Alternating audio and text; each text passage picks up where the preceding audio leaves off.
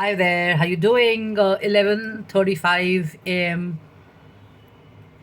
by the watch. I presume it's Thursday or Friday. Jashin Kapani, the founder and CEO of I'm Decor Design. We are in the business of designing and manufacturing home and office decor and interior solutions. Yes, it's a Friday. We're almost on the weekend.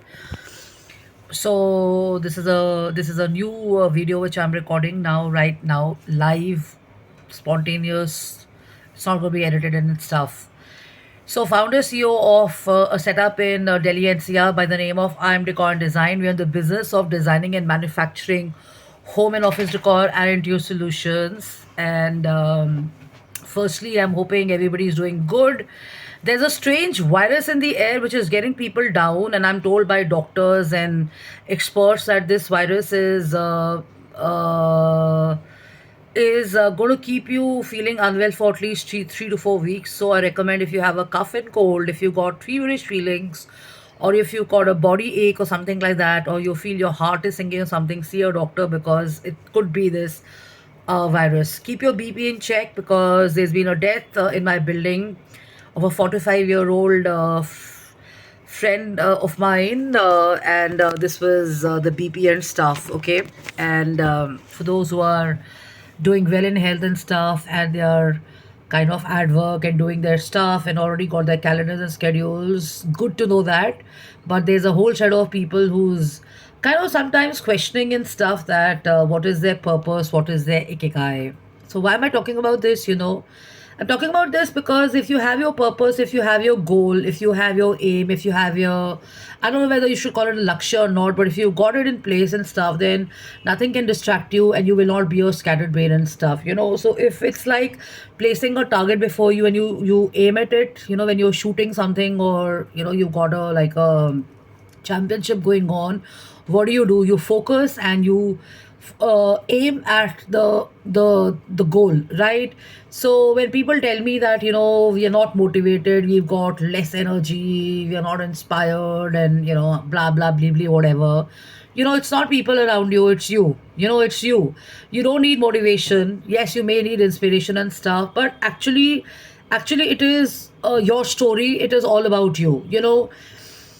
So somebody tells me the other day that I don't feel like working out and stuff because I've got no motivation. I don't feel like finishing off this project or going to the office because I've got no motivation. It's not motivation.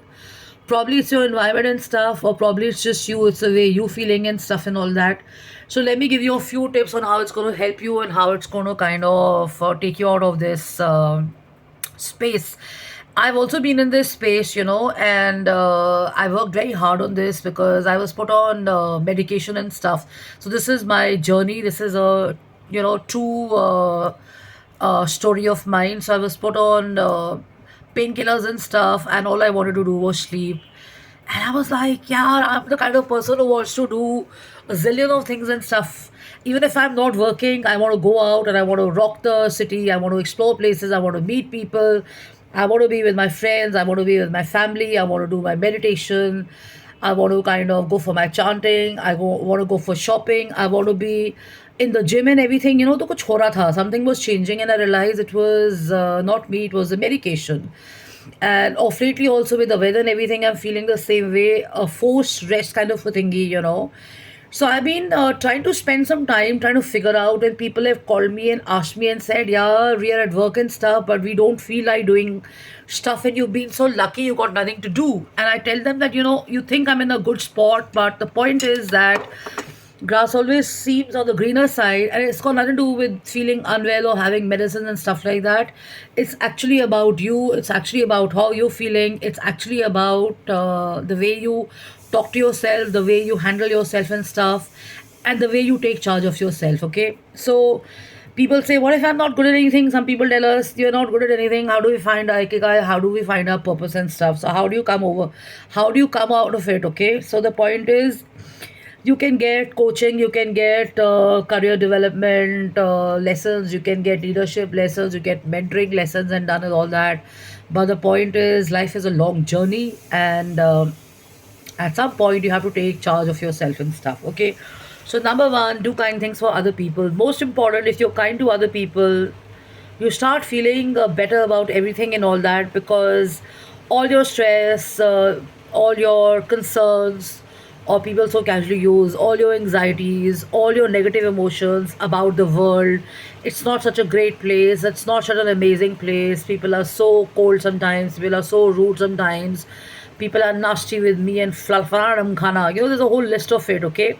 So the point is, when you start being kind to other people, your mind actually zones out of this and you start looking at the world from a different window, and you start wanting to do things only which you want to do out of kindness and stuff. Say, for example, if you want to feed people, you're not going to think about the quality of people you're going to feed and stuff. You're actually going to be focused on the main goal or the main aim or the main purpose, which is to feed people.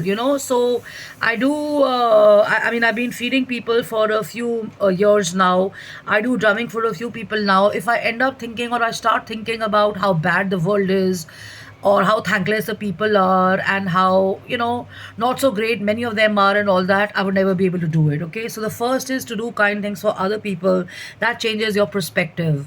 The second is that if you got a fixed mindset about yourself, मैं तो ऐसा ही हूँ और मैं ऐसी ही हूँ, I'm made this way, I am like this only, you know what I mean? So you already announced it to yourself and to the world that you've got a fixed mindset and stuff, and nothing can change that. Okay, so what happens is, such people are stones. When you're like blocked, when you're difficult to deal with, or when you're a tough personality to handle and stuff, then actually the reality is that your creative juices are gone, your intelligence is gone, going for a toss, and you're becoming a little stagnated in stone.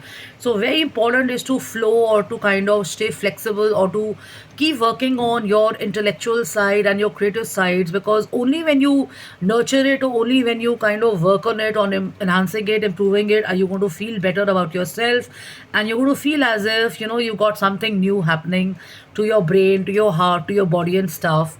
And what happens after that, you start elevating, and when you start elevating, what happens, unnecessary stuff which scatters your attention, or distracts you, or defocuses you, or made you think in a certain manner, all of that starts leaving your mind, your heart, your body, your soul, and you start disconnecting from all of that, right? Very important is in very important in this factor is to meditate. I don't mean by those breathing exercises which they teach you in Japanese, the Hongsu technique, or in yoga they have the breathing techniques. I mean, just meditate. Meditation doesn't just mean it doesn't mean just the breathing exercise and stuff. There's mindfulness, there's meditation, the various forms of it. For learn that, because very important is, it teaches you compassion. It teaches you to kind of put a block on your self criticism.